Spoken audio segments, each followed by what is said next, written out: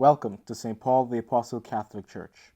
Today, we celebrate Wednesday of the 20th week in Ordinary Time. Our first reading is from the book of Ezekiel, followed by our Gospel from Matthew chapter 20. Linked below is USCCB's website containing the full liturgy for today's Mass.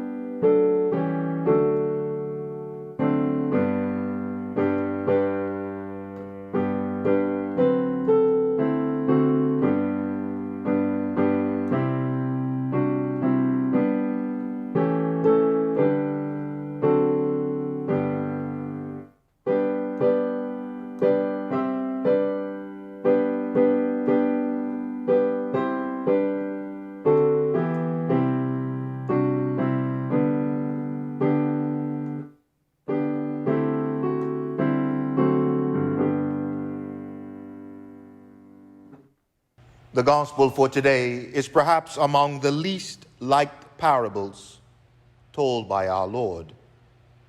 And that's because the parable cuts against the grain of one of the world's most cherished value, the value of hard work and a just reward. We believe that the more you work, the harder you work, the more productive you are, the more you ought to get paid. And if you work less, you ought to get paid less. But the parable makes it very clear that God operates according to a different standard, a set of standards that rocks our worldly way of thinking. We are tempted to side with the laborers who work the longest.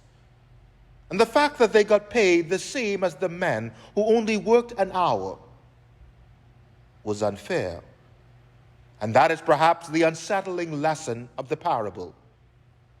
Fairness is based on what you deserve, how hard you work, what you achieve. The principle of fairness says you earn what you get.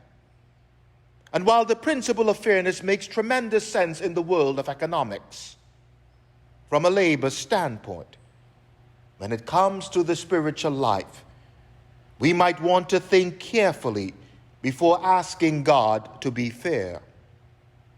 For if God were fair and gave us only that which we deserve, that which we earned, we would all be in trouble.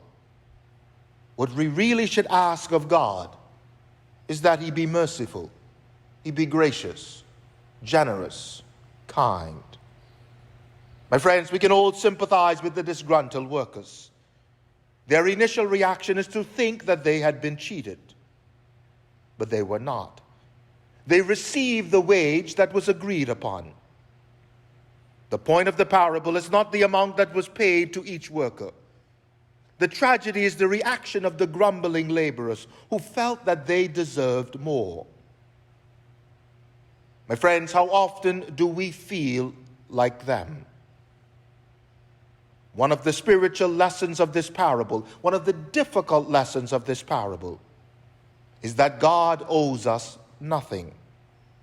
Our acts of kindness, our deeds of goodness, does not mean God owes us anything. The landowner responded to the complaints of the workers by saying, "The last will be first, and the first will be last." In coded language, our Lord was telling the scribes and Pharisees that even though they had been worshiping the one true God for years, and saw themselves as God's own people, God's kingdom was open to all, even latecomers.